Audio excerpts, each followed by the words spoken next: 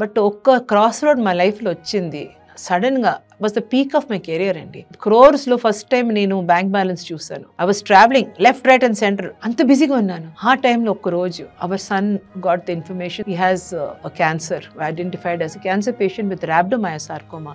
It's a very fast growing cancer. Sudden గా ఇంత దుఃఖం ఒక్కసారి మా ఫ్యామిలీకి వచ్చిందండి. లైఫ్ అలా ఆగిపోయింది ఒక్క క్షణంలో. But by the time we found him 4th stage లో ఉంది. We could not save him. After 5 months we lost him అండి. బట్ ఆ 5 months మాకు ఐ ఓపెనింగ్ 5 months. ఎందుకంటే అంత పెయిన్ ఎప్పుడు చూడలేదు, అంత స్పిరిచువాలిటీ కూడా చూడలేదు. ఆ 5 months లో రోహిత్ మాకు చాలా చెప్పారండి, మాకు ప్రిపేర్ చేశాడు. మీరు ఏడకూడదు, నా గురించి నేను ఉన్నానా లేదా అనుకోకూడదు, నేను ఎప్పుడు ఉంటాను మీతో, నీ మంచి వర్క్ చేస్తే నేను ఎప్పుడు మీతో ఉంటాను, నేను ఎక్కడ వెళ్ళను అమ్మా అని చెప్పి నాకు రీఅష్యూరెన్స్ ఇచ్చేవాడు. ఆల్మోస్ట్ 6-7 months డిప్రెషన్ వెళ్ళిపోయాం. మా ఇంట్లో ఏమీ లేదు, అన్నీ అయిపోయింది. చిన్నబాబు వచ్చి అన్నాడు ఒక రోజు, అన్నీ అయిపోయింది చెప్పక నేను ఉన్నాను, so you have to live for me.